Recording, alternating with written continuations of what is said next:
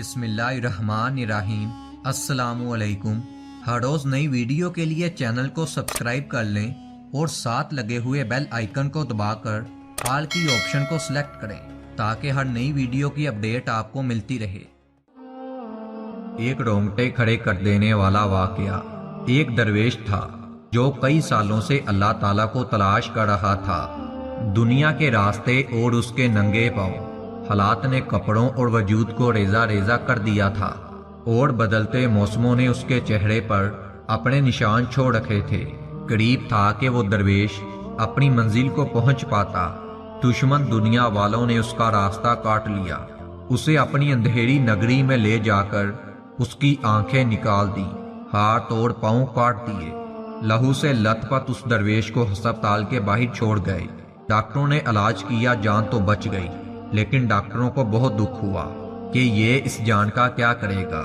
کچھ دنوں کے بعد درویش کو ہوش آیا تو اندھیرے اور بے بسی نے اس پر غم کا آسمان گرا دیا۔ اس کی آنکھوں کے ارد گرد بنی ہوئی پٹی بے آواز چیخوں نے دل کے سارے بندھن توڑ ڈالے۔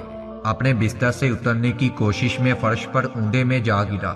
درد میں کچھ اور اضافہ ہوا، رینگتا ہوا کمرے سے باہر آیا، زور سے چیخنا شروع کر دیا۔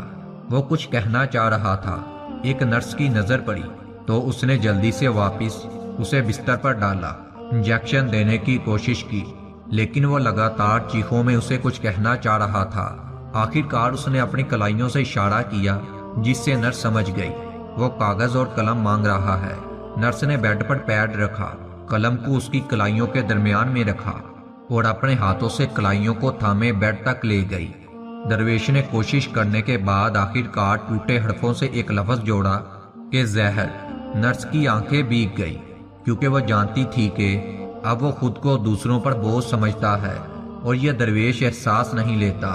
بہت زیادہ منٹوں کے بعد نرس نے حامی بھر لی، پھر اس نے اپنے ہاتھ سے لاچار بوڑھے کو زہر پیش کیا۔ لب تک پہنچنے سے پہلے ایک دردناک چیخ نکلی جس میں یہ الفاظ صاف تھے، مجھے شرمندگی سے بچا لو میرے اللہ۔ آخر آگ کیسی بھی ہو عرش کو چیر کر سیدھی اللہ تعالیٰ کے پاس جاتی ہے۔